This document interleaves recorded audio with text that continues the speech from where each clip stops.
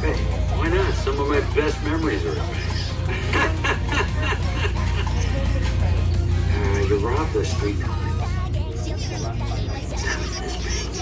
And how do you explain this gap in your employment history? That. And how would you react if you saw a coworker doing something that violates company policy? Stitches get stitches, sit with the fishes. Can I get another chance with that one? I think we got everything we need. So great to meet you. Thanks for coming. We're gonna pass. Look, Craig, anyone who wants to change